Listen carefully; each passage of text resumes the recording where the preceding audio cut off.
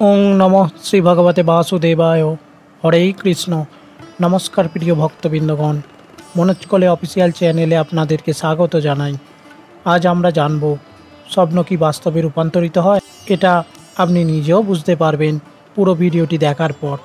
এখানে আপনাদের জানাবো স্বপ্ন কয় প্রকারের হয় এবং কোন প্রকারের স্বপ্ন বাস্তবে রূপান্তরিত হয়, এবং বেশ কয়েকটি স্বপ্নের ব্যাখ্যাও আমরা এই ভিডিওতে দিতে চলেছি।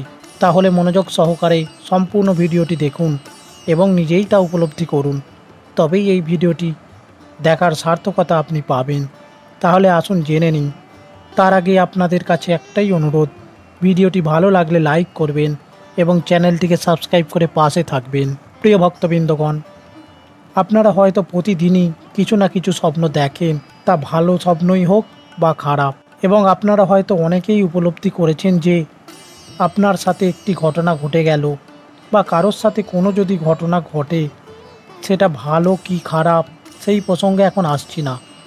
আপনারা দেখবেন যে আপনাদের মনে হয় যে এই ঘটনাটি আপনি এর আগে উপলব্ধি করেছেন বা ভেবেছেন অথবা দেখেছেন। এটা হয়তো, তাহলে এখানে প্রশ্ন, এটা কেন মনে হয়? এই সবেরই প্রশ্নের উত্তর আজ আপনারা পাবেন এই ভিডিওটি থেকে। তাই পুরো ভিডিওটি মনোযোগ সহকারে দেখবেন, তার ফলে আপনার মনের সব দ্বিধা দূর হয়ে যাবে। তাহলে আপনাদের আমি প্রথমেই জানাতে চাই, স্বপ্ন দু রকমের হয়। প্রথমত, যে বিষয় নিয়ে আপনি চিন্তা করেন বা অত্যাধিক চিন্তা করেন, যদি সেই স্বপ্ন দেখেন তাহলে বুঝবেন এটা সেই রকম কোনো গুরুত্বপূর্ণ ব্যাপার না।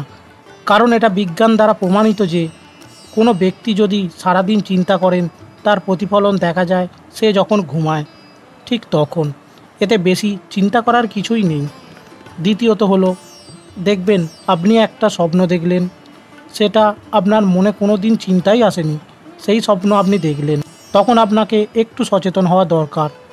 যদিও বেশি চিন্তা করার ব্যাপার এখানে কিছু নেই, কারণ সব স্বপ্ন সত্যি হয় না।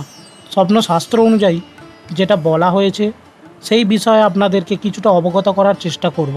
কারণ আপনাদের প্রথমেই জেনে রাখা দরকার যে আগেকার লোকেরা যে স্বপ্ন দেখত তা তারা লিখে রাখত, এবং এর দ্বারা তারা ভবিষ্যতে কী ঘটবে তার একটা ধারণা করত মাত্র।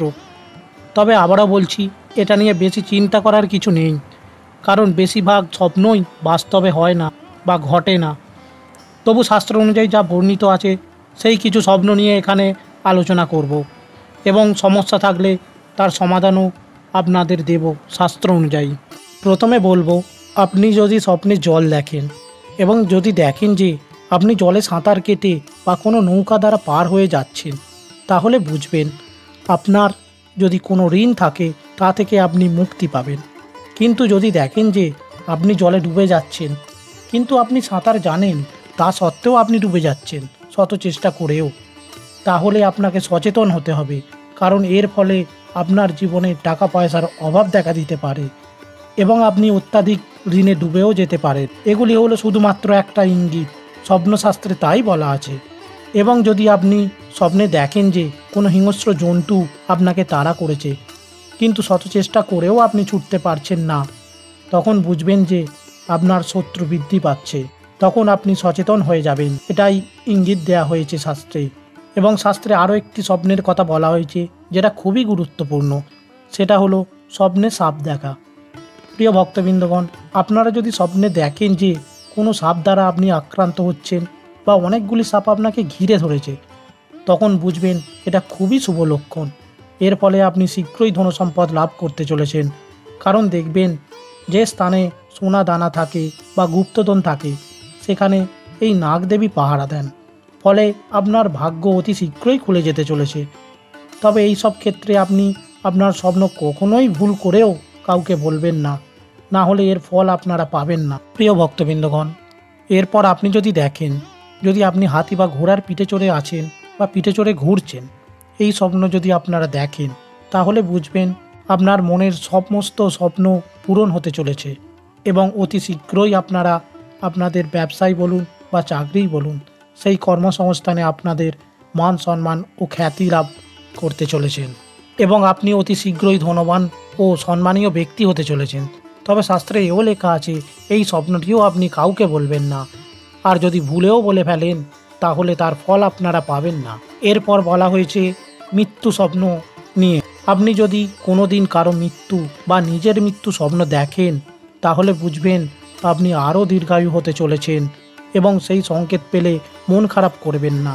এবং ভোরের বেলা যদি এই স্বপ্ন আপনি দেখেন তাহলে ঘুম থেকে উঠে পড়বেন, আর ঘুমাবেন না, ও এই স্বপ্নটি কাউকে বলবেনও না। এবং পারলে ঘুম থেকে উঠে আপনি স্নান করে আপনার ইষ্ট দেবতার কাছে সাদা যে কোনো মিষ্টি আপনি ভোগ দেবেন, এবং সেই প্রসাদ খালি পেটে আপনি গ্রহণ করবেন, তাহলে এর ফল খুবই শুভ হবে। এরপর শাস্ত্রে বলা আছে, যদি আপনি স্বপ্ন দেখেন কোনো ঠাকুর বা দেবতার, তাহলে বুঝবেন আপনি অতি শীঘ্রই নতুন কিছু ভালো কাজ করতে চলেছেন, যার দ্বারা আপনার জীবন পাল্টে যাবে এবং স্বয়ং ভগবান আপনাকে আশীর্বাদ করছে, এবং এটি খুবই শুভ বলে গণ্য করা হয়েছে।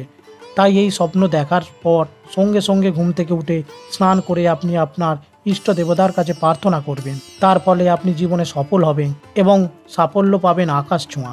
এবং শাস্ত্রে বলা হয়েছে ভূত ও প্রেতের কথা। যদি আপনি স্বপ্নে কোনো ভূত বা প্রেত দেখেন তাহলে আপনাকে সচেতন হয়ে যেতে হবে, এবং যদি সেই স্বপ্ন আপনি বারবার দেখেন তাহলে আপনি অবশ্যই শ্রী হনুমান চালিসা পাঠ বা শ্রবণ করতে পারেন মঙ্গলবার দিন, এবং আপনি দেবাদিদেব মহাদেবেরও জপ করতে পারেন, বা সোমবার দিন সকালে স্নান করে শুদ্ধ কাপড়ে মহাদেবের উদ্দেশ্যে 108 বার ওং নমঃ শিবায় এই মন্ত্রটিও বলতে পারেন। তাহলে প্রিয় ভক্তবৃন্দগণ, এই শাস্ত্রে এই ধরনের বিভিন্ন স্বপ্নের ব্যাখ্যা করা আছে, তা একটি ভিডিওতে সব বলা সম্ভব নয়। আপনারা যদি কোনো স্বপ্ন বিষয়ে জানতে চান তা আপনারা কমেন্টে লিখে জানাবেন, তাহলে আমি চেষ্টা করব তার উত্তর দেবার বা সেই বিষয়ে একটি পর্ব এই চ্যানেলে দেবার। প্রিয় ভক্তবৃন্দগণ, বেশিরভাগ স্বপ্নই হয়তো সত্যি হয় না, কিন্তু যারা শাস্ত্র মানেন বা বোঝেন বা যাদের ঈশ্বরের প্রতি মন থেকে ভক্তি করেন তারা অবশ্যই এই বর্ণনা থেকে কিছুটা হলেও শিক্ষা লাভ করতে পেরেছেন। এবং এই চ্যানেলের প্রধান উদ্দেশ্যই হলো আপনাদের সকল সমস্যার সমাধান করার চেষ্টা এবং শাস্ত্র বিষয়ে অবগত করা। প্রিয় ভক্তবৃন্দগণ, যদি ভিডিওটি ভালো লাগে তাহলে লাইক করবেন এবং চ্যানেলটিকে সাবস্ক্রাইব করে পাশে থাকবেন, এবং কমেন্টে ভালোবেসে লিখে যাবেন জয় শ্রীকৃষ্ণ, রাধে রাধে। ধন্যবাদ।